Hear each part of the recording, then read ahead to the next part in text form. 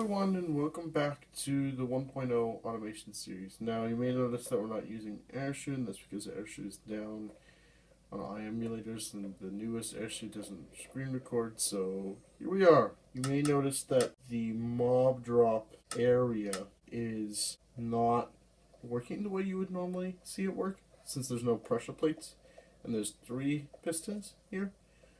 And what it is it's set up to one of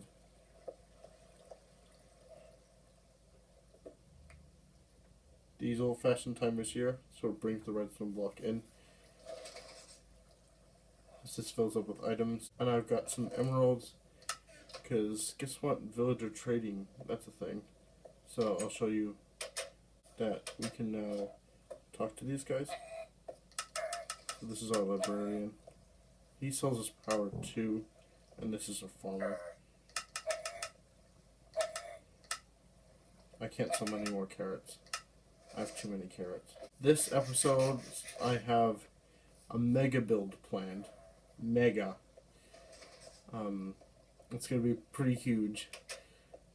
It's going to go on top of the mob crusher we have downstairs. I want to get a better item filter in so it can hold more items. And of course I want to do achieve something else, because guess what I found? We didn't find a cleric originally in the village. Oh yeah, donkeys spawn now, so that's cool. So I found, this guy. This took ages to capture, but he's here. And then we have to go to the Nether first of all to get lots of blaze powder, mostly so we can get started with potions, and so we can get started with some other things that I want to do. And that's basically the plan, is go to the Nether, get some blaze rod, and also build that mega build I have. It's going to be a lot. It's going to be a doozy of an episode, but it's going to be totally worth it. We're going to have one massive enchanting session.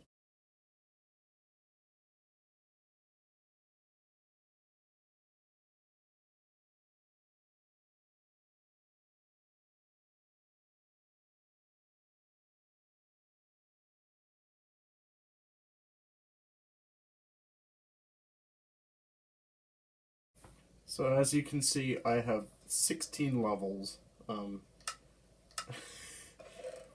We took all of our levels. We made this pickaxe, which has silk touch, which is what I ultimately wanted. And this super bow right here, which is flame 1, unbreaking 3, punch 2, infinity 1, power 4. So yeah, it's pretty good. And I have like no levels now, so that's fine.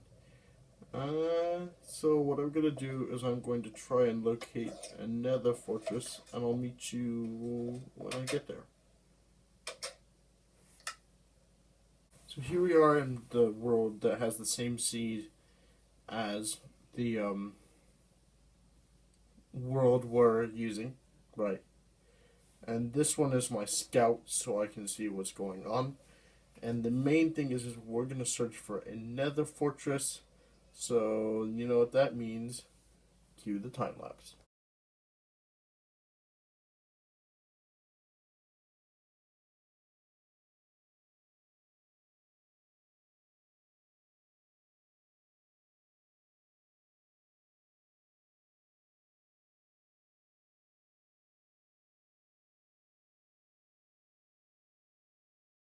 Alright, as you can tell, we are in the Nether.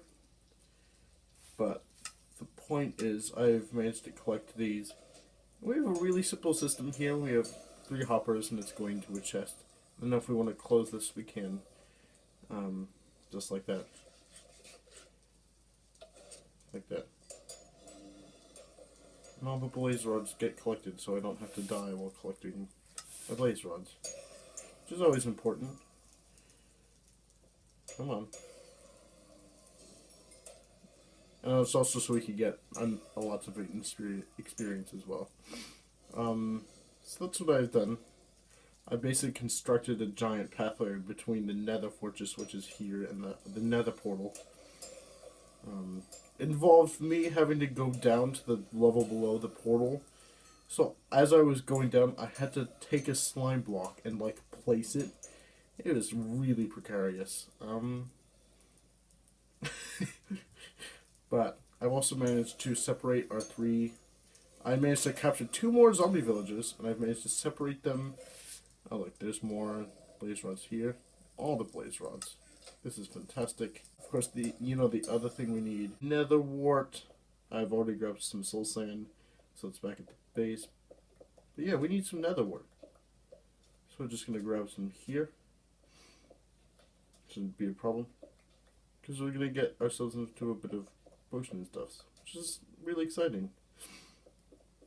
It means we're actually getting ahead and not like faffing about doing all my redstone stuff. Well, it's fun and stuff. Like, I do plan on getting to all the end stuff, and I do want that sweet, sweet elytra eventually. So this is working towards that common goal, I guess you could say.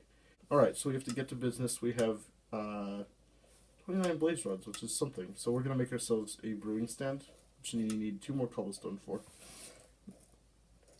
So we're gonna make ourselves a brewing stand. Awesome. And then what we're going to do is we're going to get some glass, which is downstairs in our storage system. Awesome.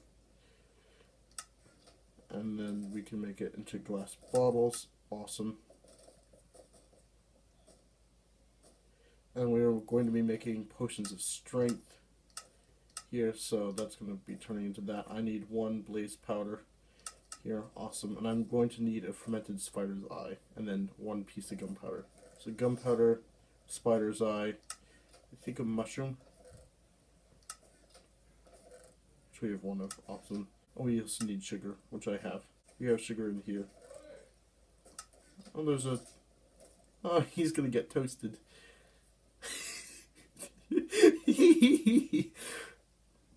Sorry, I shouldn't. When's it gonna close? Get wrecked.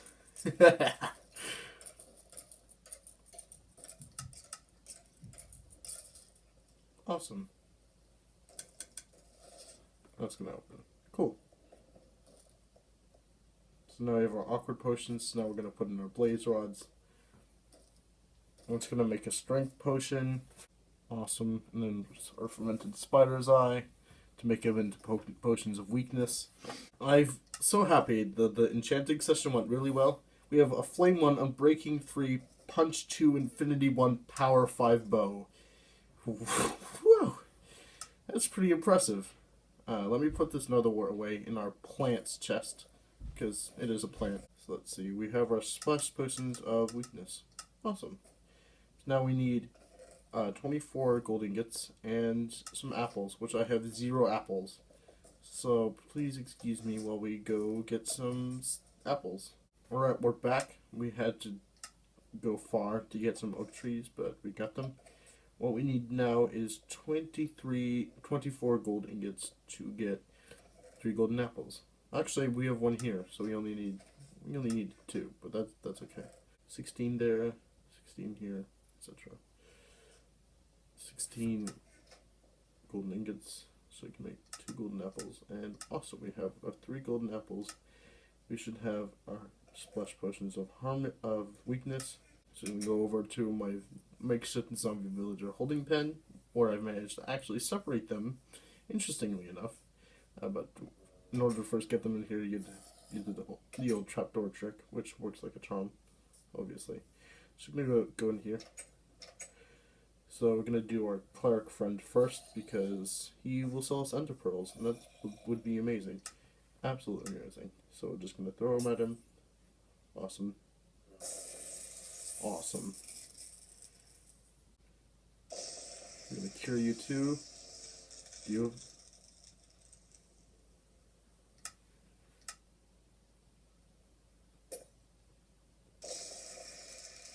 They should all promptly turn into villagers. Come on now. How long does this usually take? I've actually never done this in survival before. I mean, the jittering. Ooh, we got our cleric. Awesome. We got a... Oh, he's a butcher. Oh no. That's okay. I could. We got 3 reformed villagers. Awesome. This is fantastic. And we should also get an achievement. Because I don't cheat. And this will show you that I don't cheat. Yes! Yes, we got the achievement! Cure a zombie villager. Well, my friends, we just cured 3 reformed zombie villagers who are now zombies. Awesome! Now we just have to transport them into the system, which is going to be a slight headache. The best part is this cleric will trade us rotten flesh. So I'm going to see what this cleric can trade with us. Because that guy will sell us ender pearls, and that's exactly what we need. Yes.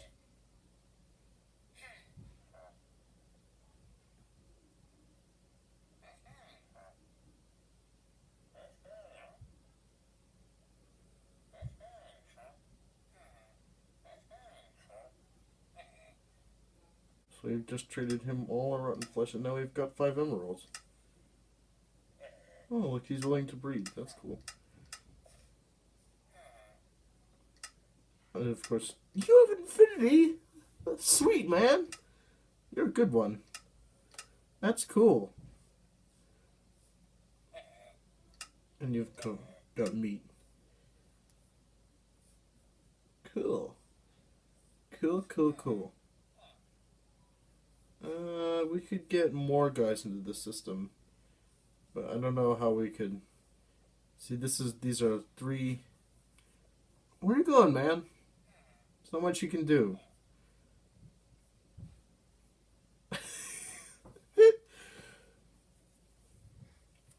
Awesome. I want to see if I can get myself a minecart, and I will attempt to minecart these guys all into my one large storage system over in the villager's system area thing. Because in this we have a library and a farmer dude. And if we add 3 villagers, that'll give us a total of 5, which will definitely increase the amount of villagers we have. So if they refuse to breed, I will cure more and more zombie villagers. We now have 15 emeralds. That's pretty amazing. Those other emeralds I got from my librarian just by trading paper with him. So that's a pretty good deal in my thing. And that means we can get rid of all this rotten flesh, which is pretty amazing. This brewing stand is just going to chill there. And I think I want to cut to the next clip, so we'll see you then. Alright guys, we're back. Been working a little bit. It's not much, but come with me. Come with me. Yeah, we did the zombie villagers and other villagers. But look what I built here. It's a big one. It's a mob spawner. Really, in all essence, it's really just a mob spawner. And what it does is, if you see now, it has one of those timers set up right there. If you look there, you heard the dispensers go off, and if you look there, there's like some water going on, and it's dripping down. So the dispensers will fire the water when it's triggered, and when it's done being triggered, when it's triggered again, it will no longer have water. So that's pretty interesting, and it's the same timer circuit that we have downstairs that's triggering the opening and closing of the crushing doors. The mobs will fall down here and fall into the doors. That's pretty much it. And you just have to be a certain amount of blocks away for it to work. And of course it's all nice and dark inside there for mobs to spawn, which is a good thing. Also, I realized we are in 1.0, of course, since this is the 1.0 automation series. But I realized we have ender pearls. With that, it also means we have, if I can find my obsidian,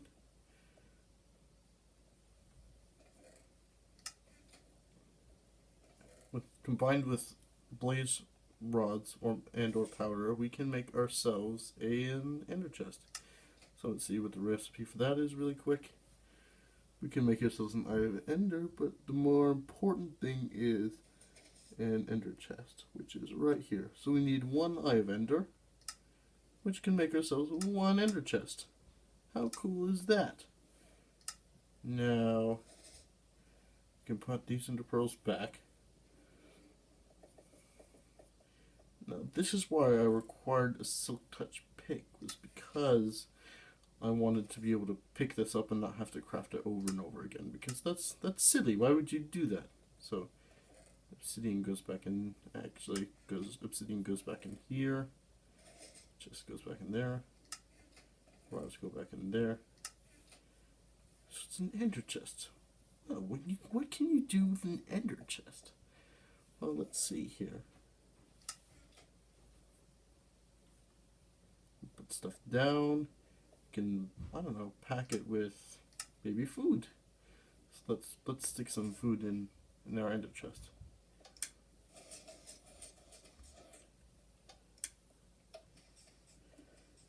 By the way, the melon farm has been producing tons upon tons of melons, so that's really something. So if we get some food for ourselves and also a little bit extra food, so we say 3 stacks. 1, 2, 3, maybe 4 stacks. We can put 3 stacks in the ender chest and then carry it with us. How brilliant is that?